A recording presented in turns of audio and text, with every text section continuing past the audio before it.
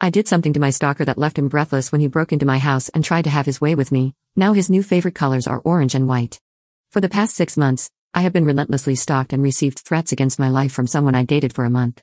It started with phone calls, upwards of 45 to 50 a day, 50-page text messages, and him showing up outside my house at 5 a.m. When I wouldn't comply or feed the negative attention, I began to receive threats and claims that he would unalive me and get away with it by fleeing the country. He told me he shouldn't have to force me to be his friend or give him another chance.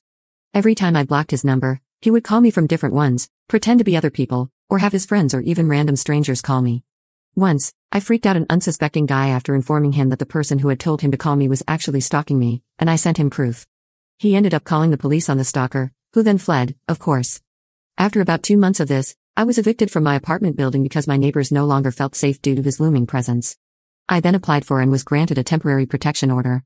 A few days later, I received a picture message of the note the sheriff civil had left on the door of my stalker's then residence, with a message taunting me that said, "What you are trying to do is stupid, and a restraining order is just a piece of paper." Ultimately, he just avoided the process server, and I was not being protected at all. On May 31st of this year, I relocated. This did not deter my stalker.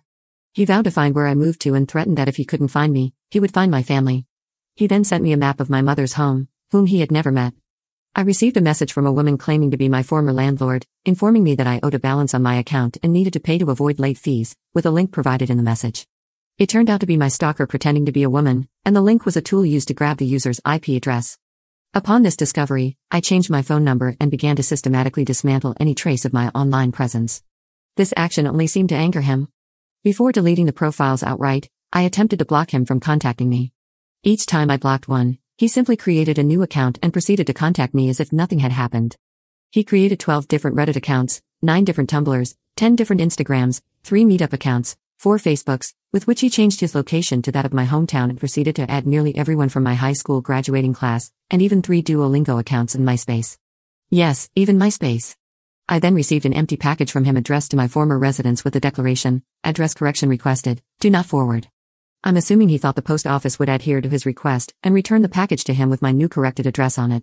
In mid-July, he created a profile using my photos and likeness to threaten my family. When I didn't respond, he posted semi-indecent pictures of me on the profile in an attempt to blackmail me into speaking with him. I did not, and I contacted Twitter to report the account and have it removed, which they eventually did. On August 21, 2014, I awoke around 8 p.m. to vigorous knocking and ringing of my doorbell. I looked out my window to see who it was, and I was horrified to see my stalker there. I called the police, and of course, he fled once again. This incident was followed by threatening emails from my stalker, demanding that I meet him somewhere. He stated that because he had found me, next time I would wake up to gunshots, and that if I didn't comply, he would first taser me and grate me in the ass using my blood as lube. This past Sunday night, I woke up at 6:45 a.m. to the ringing and knocking again. I proceeded to record him on video while I was on the phone with the police. He fled on foot once again, and I was hit with the same response from law enforcement. "Well, we can't really do much because technically, at this point, he's not doing anything wrong." Then why does he flee, I wonder? I obtained a temporary protection order again, but I have no solid address for this dangerous person. This is why I am in dire need of a private investigator to assist with finding his residence so he can be served. I hope you might be able to refer me to someone who can assist me. I've developed insomnia, depression, anxiety, and paranoia. I am completely isolated. I am 22 years old, and I have no social life anymore. I have 0 friends, and I've become a shell of my former self. I've faced eviction and lost a job because of this man's behavior, and I don't know how much longer I can survive. There's actually so much more that he has done to terrorize me, but for the sake of this already lengthy post, I try to condense it.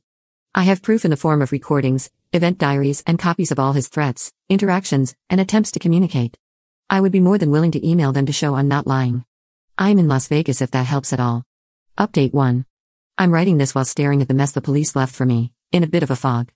After 6 months of stalking and threats against my life, my stalker finally snapped and decided to kick my door in and make good on his promise.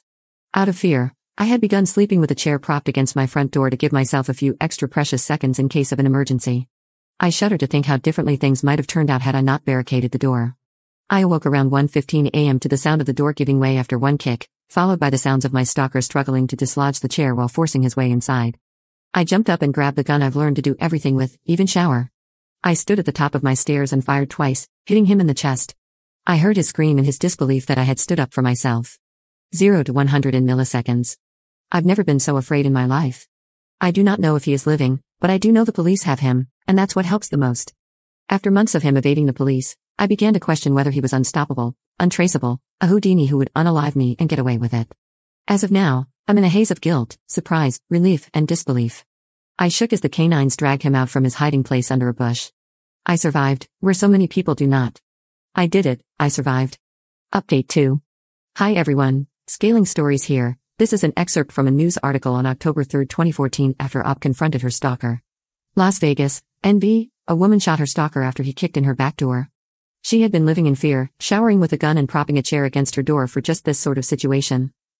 Police say former boyfriend Douglas Eugene Jackson, 22, kicked in her door at around 1 a.m. last Friday.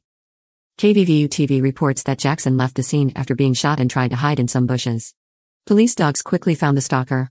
He was treated for his injuries at the University Medical Center of Southern Nevada. Jackson now faces charges of home invasion and aggravated stalking. Editor's note. Op stalker, Douglas Eugene Jackson, was sentenced to 15 years in prison in 2020.